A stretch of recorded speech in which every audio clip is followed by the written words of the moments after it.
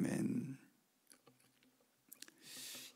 오늘은 악한 영도 다스리시는 하나님이라고 하는 제목으로 사무엘상 28장 말씀 계속해서 묵상하겠습니다. 하나님께서 이 세상을 다스린다라고 하는 말을 우리가 많이 합니다.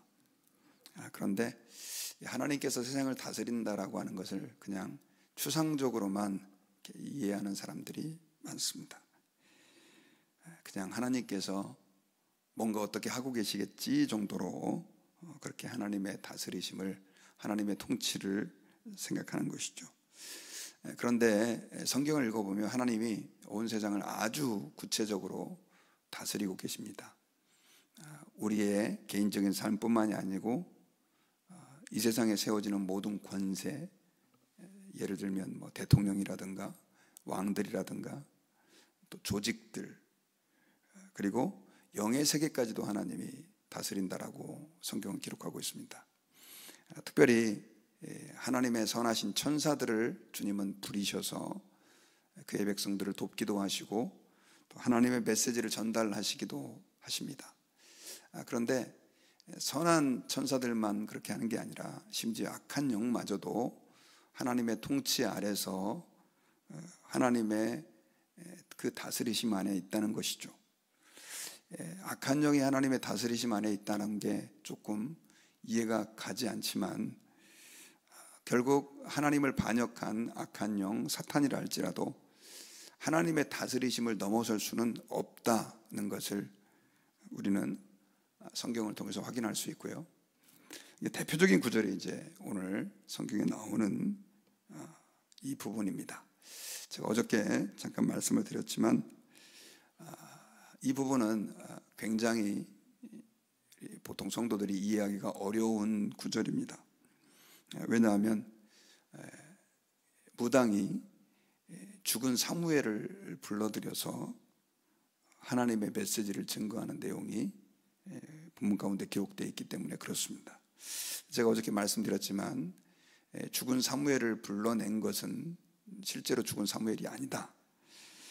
왜냐하면 하나님의 사람들은 특별히 뭐 믿지 않는 사람들이라 할지라도 죽고 나면 구천을 떠돈다던가 혹은 뭐 그냥 잠들어 있는 상태가 아니라 성경에 보면 천국과 지옥을 분명히 가는 곳으로 그렇게 말씀하고 있기 때문에 천국과 지옥에 간 사람들이 다시 불러 올려질 수가 없죠. 그런데 오늘 성경에 이 사울이 블레셋이 자기를 쳐들어오게 되므로 그들을 맞으러 전쟁하러 갔는데 너무 군사가 많고 또 두려움이 몰려와 가지고 하나님의 뜻을 구하기 위해서 선지자도 찾아보고 또 우림과 둠밈으로 제사장을 통해서 하나님의 예언을 들으려고 했지만 결국 듣지 못하자 신접한 사람을 찾다가 엔돌의 신접한 여인에게 찾아왔고 그 엔돌의 신접한 여인은 누구를 불러 올릴까요? 이렇게 물었는데 사무엘이라고 그래가지고 결국 사무엘을 불러 올려지죠. 그런데 이제 오늘 본문에 보면 그 불러 올려진 사무엘이 사울에게 하나님의 메시지를 그와 대화하는 내용이 기록이 되어 있는데요. 15절에 보면 이렇게 기록이 되어 있습니다.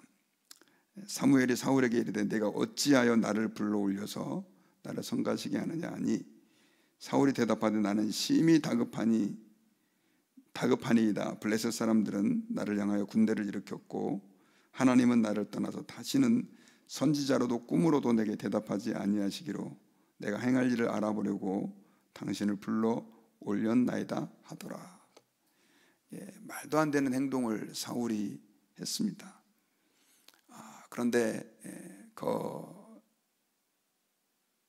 신접한 여인, 신을 부르는 그 여인에게 나타난 사무엘이 왜 나를 불러 올렸느냐라고 대답을 했을 때 이제 사울은 그간의 그 사정을 그 선지자 사무엘에게 영에게 얘기를 하죠. 아무리 내가 하나님의 응답을 찾아봐도 응답이 없기 때문에 내가 뭘 행해야 될지를 알기 위해서 당신을 불렀다 이렇게 얘기를 하는데 사무엘은 이렇게 대답을 합니다. 뭐라고 대답하냐면 여호와께서 너를 떠나 너의 대적이 되셨는데 네가 어찌하여 나한테 물어보느냐라고 얘기를 했고, 그리고 그 전에 사무엘을 통해서 이 사울에게 주셨던 예언을 다시 한번 반복해서 얘기합니다. 그 내용은 내 나라를 손에서 떼어 이후 다윗에게 줬다라고 얘기를 하죠. 그러면서 그 이유를 아말렉을 진멸하라고 한 그 명령에 네가 순종하지 않았기 때문에 하나님께서 그 일을 너에게 행하셨다라고 얘기를 합니다. 그러면서 충격적인 예언을 합니다. 뭐라고 예언을 하냐면 오늘 죄송합니다. 내일 이제 너와 너의 아들들이 나와 함께 있을 것이다. 함께 죽을 것이다. 이런 예언을 하게 되죠. 이 예언을 들으니까 이 사울은 몸에 힘이 다 빠져버렸습니다. 더더군다나 너무 마음이 급해가지고 그 신접한 여인에게 찾아올 때 밥도 먹지 않고 간 것 같아요. 하루 종일 굶었는 데다가 죽는다라고 하는 이런 충격적인 예언을 들으니까 그가 힘이 다 빠져 있고 완전히 탈진해 버렸죠. 그래가지고 이 엔돌에 신접한 여인이 오늘 본문에 보면 왕에게 부탁을 하나 하겠습니다. 제가 왕의 부탁을 들어드렸으니까, 제 목숨을 걸고 왕의 부탁을 들어드렸으니까 왕도 제 부탁을 들어주십시오 하면서 음식을 해가지고 사울을 대접을 하고, 결국은 이제 사울이 송아지와 그 무교병을 만들어 먹고 그리고 자기 길을 돌아갔다는 내용이죠.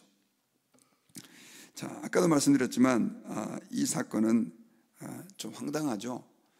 사무엘이 와가지고 사울에게 예언을 한다는 것 자체가 너무 이상하고, 그런데 이 내용을 보면 정말로 하나님이 그렇게 사무엘에게 그 전에 하셨던 그 말씀 그대로 다 하고요. 그리고 실제로 사울이 어떻게 죽을 것까지 다 예언을 하는 내용으로 이렇게 구성이 되어 있습니다. 자, 이걸 어떻게 이해할까요? 그것은 뭐 많은 신학자들 사이에서도, 성경학자들 사이에서도 다양한 해석이 있는데, 저희가 이 본문은 아까 말씀드렸던 것처럼 그때 사울 앞에 나타난 그 사무엘은 사무엘이 아니라 악한 영이라고 봐야 합니다. 앞서서 말씀드렸지만 사무엘이 올 수가 없고, 또 성경 전체에서 하나님은 그런 방법으로 역사하시지 않기 때문에 그렇습니다. 오히려 우리는 이 본문을 하나님께서 오히려 그 신접한 여인과 함께 일하고자 하는 사단, 그래서 자기의 세력을 더 과시하고 여전히 그렇게 이 땅 가운데에서 하나님의 뜻을 거스르는 악한 영의 활동의 일부로 봐야 되는데, 그런데 문제는 이제 이 내용이 너무나 기가 막히게 다 성경적이고 하나님의 뜻에 합당한 내용이고, 실제로 이 예언이 이 사무엘 영의 예언대로 이루어지기 때문에 그렇죠. 그래서 저는 이 본문을 하나님께서 악한 영을 사용해서 사울에게 하나님의 메시지를 주고 있다라고 해석하는 것이, 그렇게 이해하는 것이 좋을 것 같습니다. 하나님이 선한 천사를 이용해서 하나님의 뜻을 전달하고 또 그의 백성들을 돕고 그렇게 역사하시는 것처럼 하나님은 악한 영을 사용할 때도 있다라고 하는 거죠. 굉장히 좀 약간 어색한 이야기지만 성경에는 이런 예들이 실제로 있습니다. 그 열왕기상 22장에 보면요, 하나님께서 계속해서 하나님 앞에 범죄하는 아합을 죽이기 위해서 천상회의를 소집합니다. 그래서 천사들을 다 불러 모으는데 그곳에는 악한 영도 있었어요. 그래가지고 각 천사들이 다 의견을 내는데 그 중에 한 영이 하나님에게 와가지고 제가 그 시드기야와 선지자 시드기야와 그와 함께 있는 400명의 선지자들에게 거짓 예언을 주겠습니다. 그렇게 얘기를 해요. 거짓 예언. 그러니까 그 거짓 예언은 만약에 여호사밧과 아합이 연합해서 시리아를 공격하기로 했는데 그 내용을 가지고 하나님의 뜻을 물을 때 가라고 하겠습니다 라고 하는 거짓 예언을 자기가 그들에게 풀어주겠다는 거예요. 그래가지고 실제로 이제 이 악한 영이 그 시드기야와 그리고 400명의 그 선지자들에게 아주 공히 하나님의 예언을 주는데, 하나님의 감동을 주는 거죠, 쉽게 말하면. 그래서 그들이 이제 이 아합과 여호사밧의 연합 군대가 우리 시리아를 공격하러 가는 것이 하나님 뜻입니다라고 예언을 했어요. 이 예언을 듣고 나서 아합 왕과 남북 왕조의 그 연합군이죠, 북쪽의 여호사밧이 다 그렇게 좋다고 하는데 혹시 다른 선지자가 없습니까? 라고 물었습니다. 그때 아합 왕이 하나 더 있기는 있는데, 이 미가야라고 하는 선지자인데 이 선지자는 저한테 좋은 예언을 하지 않습니다. 그래서 제가 안 불렀습니다. 그랬더니 여호사밧이 아유, 그러면 그 사람 얘기도 들어봐야죠 해가지고 미가야를 불러요. 그랬더니 이 미가야 선지자가 거기에 와가지고 하나님의 뜻을 묻는 그들에게 네, 그 전쟁터로 그냥 가십시오 라고 물어요. 그러니까 이 말이 너무 성의 없게 보였는지 아합 왕이 자꾸 캐묻습니다. 사실을 얘기해라. 그래가지고 이 미가야 선지자가 아까 말씀드렸던 그 천상회의 장면을 그들에게 얘기를 해요. 하나님이 그렇게 어떻게 아합을 죽일까 고민하는데 거짓 영이 나와가지고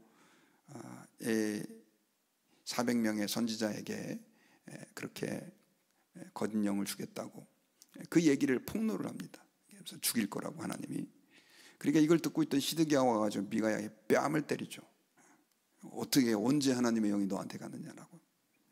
그런데 여러분, 그 예언이 실제로 이루어집니다. 그래서 그 전쟁에서 여호수아는 많은 부상을 입고 이 아합은 죽임을 당하죠. 자, 여러분, 거짓 영이, 악한 영이, 여기서의 거짓 영은 바로 악한 영 사탄을 얘기하죠. 또 욥기에도 보면 그런 얘기가 있어요. 욥기에도 보면 하나님께서 그 천사들의 그 모임 가운데 욥을 칭찬을 합니다. 야, 욥을 봐라. 저렇게 나를 경외하는 사람을 내가 참 본 적이 없다. 그랬을 때 그 중에 한 악한 영이 하나님이 그 욥에게 축복을 해주셔서 그렇습니다. 만약에 하나님이 고난을 주고 그의 재산을 가져가면 그도 하나님 욕할 겁니다. 그래가지고 하나님이 그 악한 영에게 그러면 오케이, 가서 한번 재산을 걷어가 봐라. 소유를 다 걷어가 봐라. 그러나 그의 몸에는 손대지 마라. 제한을 두죠. 결국 사단은 그렇게 가가지고 그 자녀들을 다 죽이고 소유물을 다 빼앗죠.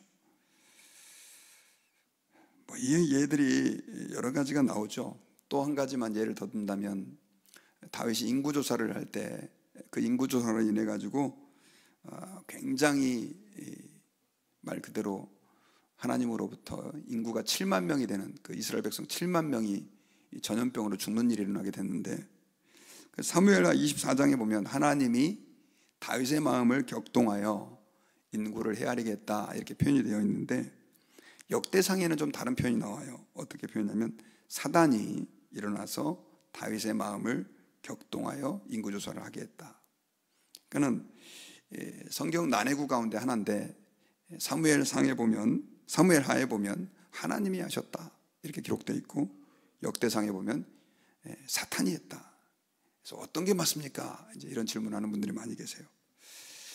자, 둘 다 맞죠. 왜 둘 다 맞냐면 결국 그 하나님의 섭리 아래서 그 사단이 다윗의 마음을 충동질한 거죠. 여기는 굉장히 복합적인 해석이 있는데, 자, 제가 지금 말씀드렸던 몇 가지의 예, 오늘 본문과 함께 통해서 볼 때 낼 수 있는 결론이 있습니다. 그건 뭐냐면 사단은 하나님의 뜻을 벗어나서 자기 마음대로 움직일 수 없다는 거죠.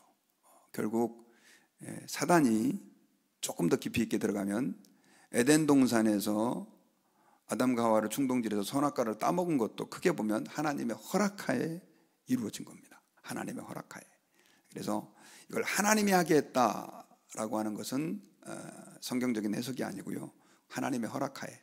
결국 그걸 통해서 하나님은 하나님의 구속사를 시작하시고 결국 예수 그리스도를 통해서 우리를 구원하는 하나님의 역사를 펼쳐가시죠. 성경이 좀 어려운 이유가 바로 이런 부분들 때문입니다. 새벽에 좀 복잡한 얘기를 제가 많이 했는데, 이런 이야기를 통해서 우리가 한 가지 공통점을 발견할 수 있는데, 그것은 뭐냐면 이 땅에 있는 모든 존재들이 하나님의 다스리심과 통치 아래에 있다라고 하는 거죠. 하나님은 지금 저와 여러분들의 삶을 눈동자를 지키시는 것처럼, 머리카락을 헤아리시는 것처럼 그렇게 헤아리시고 또 지키시고 보호하시고 주의 지팡이와 막대기로 우리를 인도하시는 하나님이신데, 그것이 충분히 가능한 이유는 하나님은 온 땅의 주관자가 되시기 때문에 그렇습니다. 제가 어저께 성경 공부하다가 이스라엘 백성들이 포로에서 70년 만에 해방이 됐는데, 그 결정적인 역할을 한 사람이 고레스라고 했는데, 그 당시 페르시아 제국의 첫 번째 왕이었습니다. 그런데 그가 그렇게 이스라엘 백성들을 해방시키는 것도 결국 하나님의 다스리심과 통치와 계획하에 있었고요. 그것이 성경의 예언과 한치의 오차가 없이 정확하게 일어났다는 것이죠. 그런데 저희들이 하나님을 신뢰하고 또 하나님을 의지해야 되는 이유가 뭐냐면, 아무리 악한 영의 방해가 있다 할지라도, 그리고 결국은 이제 이 악한 영은 나중에 하나님의 영원한 심판 때 무적행에 들어가게 되는데, 저와 여러분들이 그렇게 하나님이 온 세상을 다스리는 걸 믿는다고 한다면 우리는 이 세상에서 낙심하지 말아야죠. 그리고 불안에 떨지 말아야 되고, 그 다스리시는 하나님 앞에 우리의 삶을 온전히 의탁해야 된다는 사실을 기억해야 합니다. 오늘 본문에 나오는 이 사울은 그러지를 못했어요. 오히려 하나님이 자기를 왕으로 세웠다는 사실을 잊어버리고 그 자리를 어떻게 지킬까 계속 고민하며 자기의 가장 경쟁자처럼 보이는 다윗을 죽이기 위해서 혈안이 되어 있었습니다. 그러다 결국은 이제 하나님은 그를 버리고 다윗을 선택을 하셨는데, 우리가 하나님 앞에서 우리 자신을 돌아볼 때 내가 지금 불안해하고 걱정하고 염려하는 것들, 사실 그렇게 한다고 해서 해결될 것도 아닌데요, 우리가 하나님께 다 맡겨야 될 줄 믿습니다.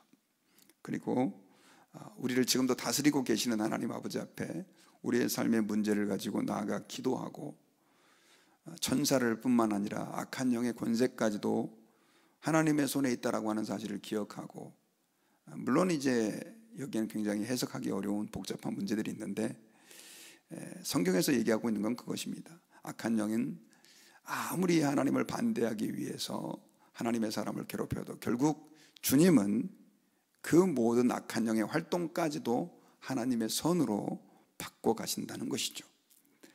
그러므로 우리가 하나님 앞에서 오늘 다시 한번 주님의 다스리심을 묵상하며 우리의 가정에 있어서 여러 가지 자녀들의 문제, 또 관계의 문제, 부모님의 문제, 또 재정적인 문제, 우리 직장의 문제, 교회의 문제까지 다 하나님께 우리가 맡기고 하나님 아버지 앞에서 주님을 의지하고, 주님이 우리가 그냥 이름으로만 주님이 아니라 우리 삶의 실제로 주인이시고 이끌어 가시는 분임을 우리가 인정하고 그분을 따라 사는 그런 은혜가 저와 여러분들에게 있기를 주의 이름으로 축원합니다. 기도하겠습니다. 하나님 아버지 감사합니다. 오늘 말씀을 통해서 악한 영의 역사를 할지라도 결국 그것이 하나님의 다스리심 안에 있다는 것을 말씀을 통하여 깨닫게 하심을 감사합니다. 하나님을 대적할 자가 없으며 하나님의 그 권세를 대항할 어떤 세력도 존재하지 않음을 고백합니다. 주님, 이 시간에 저희들 마음 가운데 그 강한 확신을 주셔서 이 땅 가운데 예수께서 오셨을 때 모든 악한 영의 권세를 정복하시고 하나님 보좌 우편에서 여전히 온 땅의 주가 되어서 우리를 다스리고 계신 하나님이신 것을 우리가 알게 하시고, 하나님 앞에서 연약하거나 좌절하거나 절망하지 않게 하시고 우리의 삶의 문제를 가지고 주님 앞에 나아갈 수 있는 은혜를 허락해 주옵소서. 저희들의 마음을 주장해 주시고 하나님을 더욱 신뢰할 수 있는 강한 믿음을 저희들에게 부어 주시옵소서. 예수님의 이름으로 감사하며 기도드리옵나이다. 아멘. 주기도 없는 오늘 새벽 기도를